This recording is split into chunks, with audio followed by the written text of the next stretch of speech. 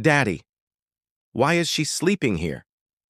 The little girl's voice rang out, small but piercing, her innocent eyes fixed on the frail woman curled on the cold steps of a closed shop. The father froze. He could command boardrooms, silence rivals, and shift markets, but he could not answer his daughter's question. That night, his silence would change 3 lives forever. The city hummed with restless life, but its hum was indifferent.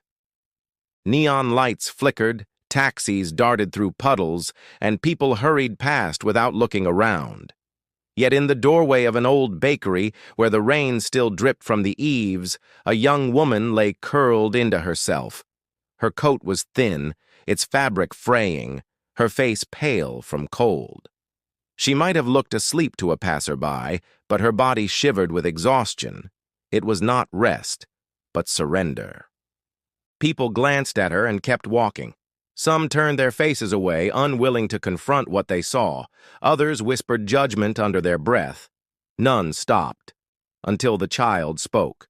Her small hand tugged at her father's sleeve, her voice carrying both innocence and outrage. "Daddy, why is she sleeping here?" The man turned. He was tall, his suit pressed, his presence commanding. To the world, he was Daniel Cole, the self-made millionaire, a single father who had built an empire from nothing. But at that moment, he was only a man, caught between 2 worlds, the polished life of privilege and the raw reality of the woman before him. His daughter, Emily, looked up at him, expecting an answer. He had none. He could not tell her that life was unfair, that people slipped through cracks that no one cared to mend, that comfort for some came at the cost of indifference to others. His throat tightened as he met his daughter's gaze, then looked again at the woman. Her hair clung damp to her cheeks. Her lips moved faintly, whispering to no one. She seemed so young, yet worn, her dignity stripped by the coldness of the street. Emily's grip tightened. "Daddy, please, she's cold." Daniel knelt, his expensive coat brushing the wet ground. He slipped it from his shoulders and laid it gently over the woman.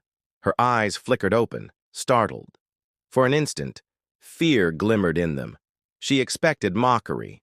Instead, she saw compassion reflected in the girl's gaze. "Daddy, can she come home with us?" Emily whispered. Daniel hesitated. His home was built for order, not strangers. He lived by rules, by control. But his daughter's plea echoed louder than the boardrooms he ruled. He nodded. The woman tried to protest, her voice weak, but Daniel lifted her carefully, steadying her against his side. She trembled, but did not resist. The chauffeur opened the car door without a word. Inside, warmth and disbelief washed over her. She pressed the coat to her chest and let silent tears fall. As the car rolled through the city, Daniel studied her. Her silence was heavy, but not empty. It carried dignity, a refusal to beg even as life had stripped her bare. Emily leaned against her father. "She'll be safe now, won't she?" Daniel did not answer. He only brushed a hand over her hair, his gaze lingering on the woman who had entered their world without a name. Her name was Clara. Once she had been a nurse. Her hands had held the broken, soothed the frightened, steadied those standing on the edge of life and death. She had whispered comfort to children in sterile hospital rooms, prayed quietly beside soldiers returning with wounds, and carried hope like a flame into places where despair burned brightest. But her life had unraveled in cruel succession. Her mother's illness had consumed her savings. Clara worked endless shifts, her own health breaking under the strain. When her mother passed, grief hollowed her. Soon after, the hospital downsized. She was let go. Bills mounted. Her apartment was lost. Friends offered couches, then excuses. One night, she stepped outside with nothing but a worn coat and memories. She did not cry out. She carried her silence as armor. But silence could not shield her from the cold. In Daniel's home, Clara was given a room, fresh clothes, and meals she had not tasted in months. She ate little at first, her dignity holding her back, until Emily urged her with a child's persistence. Slowly, she allowed herself to accept. Daniel asked few questions. Instead, he listened. Each fragment of her story pierced him deeper. For once, his wealth could not silence the truth of how fragile life truly was. But the world beyond their walls was not kind. When word spread that the millionaire had taken a homeless woman into his home, whispers followed. Associates called it reckless. Investors questioned his judgment. Some labeled Clara a distraction, a scandal, a weakness. They demanded she be removed. Clara felt the weight of their stares, too. At the market, women pulled their children closer. In public, she heard whispers behind her back. She held her head high, speaking little, her silence more powerful than any defense. Emily, however, never wavered. She introduced Clara proudly, held her hand in crowds, and called her my friend. The innocence of a child dismantled the cruelty of grown minds. Tension reached its height when an investor threatened to withdraw millions if Clara remained in the picture. A meeting was called, the boardroom filled with sharp suits, cold eyes, and voices that valued profit above people. Daniel stood at the head of the table. He listened as they demanded explanations, ultimatums. Then he placed a folder on the polished surface. Inside were letters, testimonials, and records of Clara's work. Families who remembered her comfort, soldiers whose lives she had helped save, children she had healed. The room grew silent.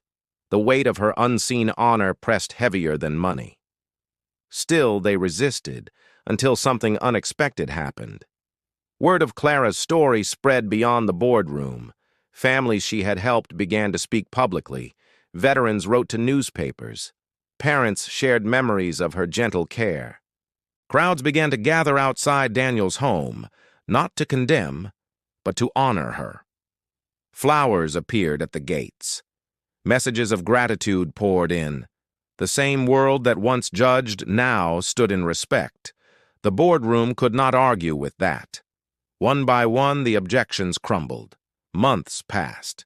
Clara became more than a guest. She became family. She helped Emily with her studies, told her stories of courage and kindness, and taught her through quiet acts that dignity is not lost even in hardship. Daniel watched, humbled. His empire had given him power, but Clara's presence gave him something wealth could not. Grace. One evening, as they sat together, Emily whispered proudly, "Daddy brought her home because she was cold, but we kept her because she is love." Clara's eyes filled, though her smile was steady. The city remembered. They remembered how a woman once unseen was restored with dignity. They remembered how silence triumphed over judgment. And they remembered how one child's question moved a man of power to act. From their story came truths worth holding. Dignity is not granted. It is carried, even when the world looks away. True strength is not in wealth, but in compassion. Sometimes the smallest voice changes the loudest hearts. So when you hear the story of a millionaire father, a little girl, and a woman sleeping on the steps of a bakery, remember this. Heroes do not always wear uniforms. Sometimes they wear exhaustion. Sometimes they carry silence.